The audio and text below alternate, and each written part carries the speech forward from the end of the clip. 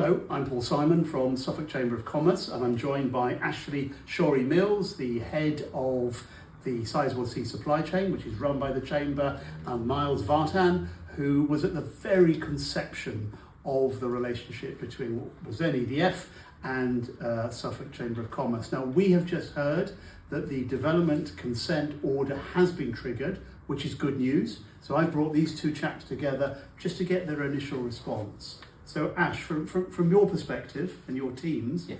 What does this mean? It's exciting. Certainly the last 2.5 years that I've been involved with the project, as our team expanded quite dramatically around that time, we've been gearing up for this day. The start of the project, the formal commencement, really means that all of those commitments that were made to the businesses from Suffolk and the wider region can now properly kick in, and our work really starts in earnest. And I think this is accumulation of many people's efforts and ingenuity in order to get Suffolk and regional businesses prepped and ready. What was it like at the very outset? So we went to a seminar at Newmarket that EDF had announced, and they said they were going to talk about new nuclear power. So we managed to get ourselves a spot as the Chamber of Commerce with stands and things like this. People looking at us going, why the Chamber here? And Alan Cummings, who was Director of Operations, slide 27 in the presentation said, and we're going to do our supply chain through the Chambers of Commerce. So the Chamber of Commerce linked to local business, ideally placed to act as the interface between major infrastructure builders and supply chain. It became a bit of a natural fit. So within about 18 months of that session, there was a contract between the Chamber and new nuclear build generation company, NNB Genco, and we've been sort of moving at a pace ever since. But now that the DCO has been activated, that's going to be quite transformative. And what were the particular challenges in those initial years to encourage businesses to engage with the supply chain team, given at that point the prospect of where we are now was years and years away? Yeah, definitely, because people didn't know where the finish line was going to be. In between that, we've had various credit crunches, we've had changes of government. But I think actually it's fair to say, isn't it, that there was always this underlying message from EDF. They didn't want to overheat the supply chain and get people excited too quickly locally. They wanted to try and control the pace. I think the key to that is how you build sustainable businesses off the back of a project like this. It's great that the opportunity is there, but you can build it up a little too much. You can make it a bit too exciting, certainly too early. And I think how you create sustainable legacy out of a project like this, where there is the desire to use local firms, is actually by adjusting the pace accordingly. So yes, for many years, certainly prior to myself with the likes of Miles and the other members of the team, it was education, and it was just informing as to what was going on, and then slowly now has evolved into actual action. And that pacing, how important was the examples coming out of Hinkley Point C to how the Chamber would manage its relationships and those communications with those companies on the supply chain? I think our colleagues, my past colleagues down in Somerset, had to learn a lot of lessons about responding and how to manage tier ones. So responding to and how to manage these large companies who were asking them to do all sorts of different things. Knowing that they'd been told to engage with the local community, ingratiate themselves with local suppliers, and secretly maybe not wanting to do that. So the Chamber's role was to make sure that they did. And I think a lot of those lessons have been learned.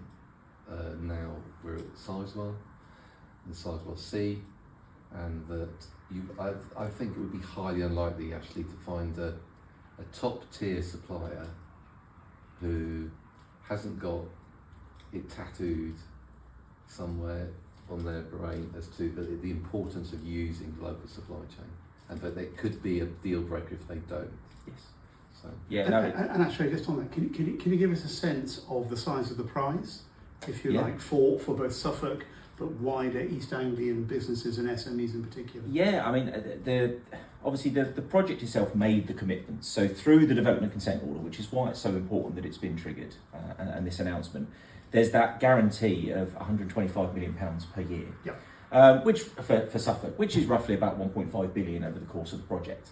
There's wider commitments of actually 2 billion to Suffolk through construction, and over 4.4 billion to the wider region.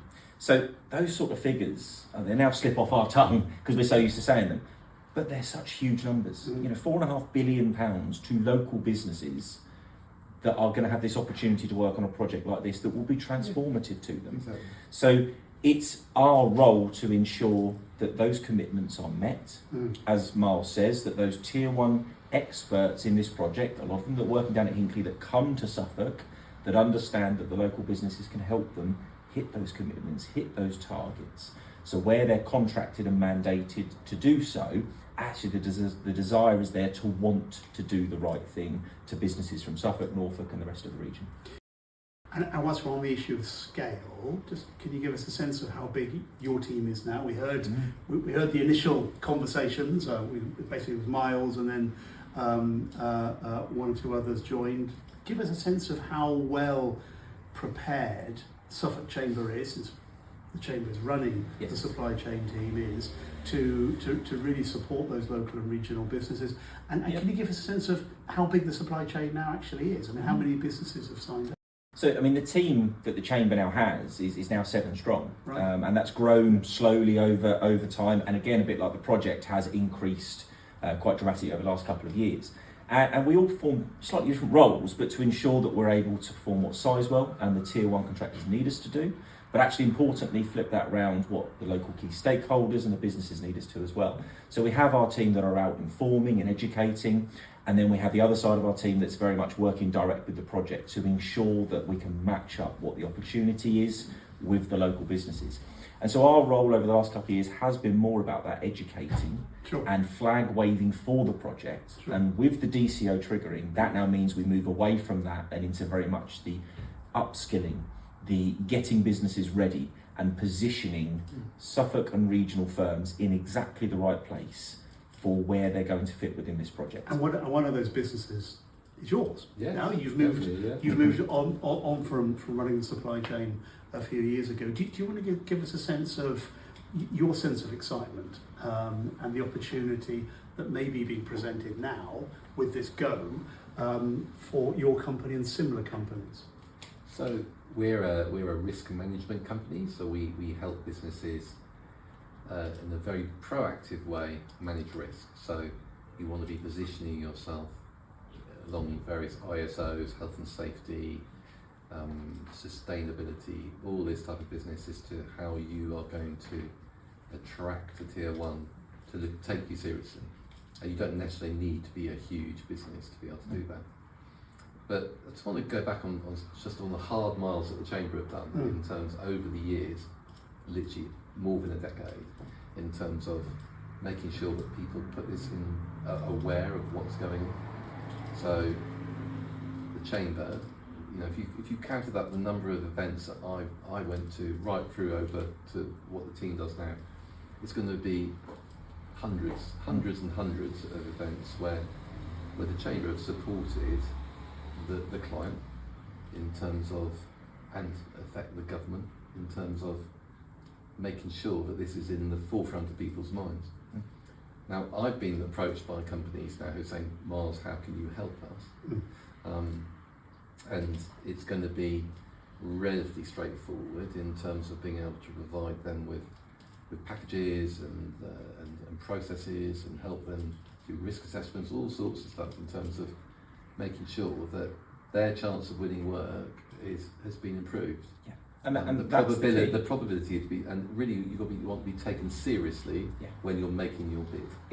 It's that, and that's the key point now, Paul, for us, is it's you get the businesses in the best place possible to be able to win work. Our job is to get you to that front door in front of Sizewell or a tier one, whoever it may be, as fit for the opportunity as possible.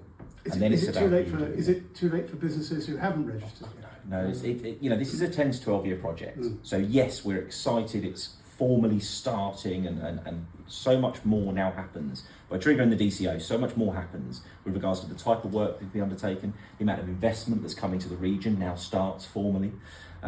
We've got about 2,650 or so businesses signed up, fantastic numbers, but it is never too late.